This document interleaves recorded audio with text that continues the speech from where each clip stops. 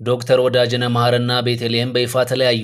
በቅርቡ በአባይ ቴሌቪዥን ተጀምሮ የነበረው የሁለቱ ግለሰቦች አዲስ የቴሌቪዥን ፕሮግራም በውዝግብ ምክንያት መቋረጡ ታውቋል። የድምፃዊ ታደለ ሮባ ባለቤት ቤተልሔምና ዶክተር ወዳጅነህና ቤቲ በአባይ ቴሌቪዥን በሚል በጋራ ማቅረብ ጀምረውት የነበረው አዲስ የቴሌቪዥን ፕሮግራም በሁለቱ ግለሰቦች ባለመስማማት ምክንያት ተቋርጧል ነው የተባለው። በአባይ ቴሌቪዥን 3 ፕሮግራም ብቻ ለተመልካች ማድረስ የቻሉት ዶክተር ወዳጅነህና ቤቲ አዲሱ ፕሮግራም ማቸውን በተፈጠረ አለመግባባት ምክንያት ነው አቋርጠውታል የተባለው። በዚህ መሰረት ዶክተር ወዳጅነህ መሐርና ቤቲ በይፋ ተለያይተዋል መባሉን ከታማኝ ምንጮች ሰምተናል። የሁለቱ ሰዎች የቴሌቪዥን ፕሮግራም ከመጀመሩ በፊት የጠብቁን ማስታወቂያ ለበርካታ ቀናት በሁሉም የሚዲያ አማራጮች ሲተላለፍ ቆይቶ ነበር። የመጀመሪያው የፕሮግራሙ ክፍል አየር ላይ ከዋለ በኋላም ፕሮግራሙ እንደተወራለት አይደለም፣ አዲስ ይዞት የመጣው ነገር የለም የሚሉ ሐሳቦችም ሲዘዋወሩ ቆይቶ ነበር። በዚህ መሃል ነው የሁለቱ ግለሰቦች መለያየት የተሰማው። ቤቲና ዶክተር ወዳጅነህ ከ3 ፕሮግራም በላይ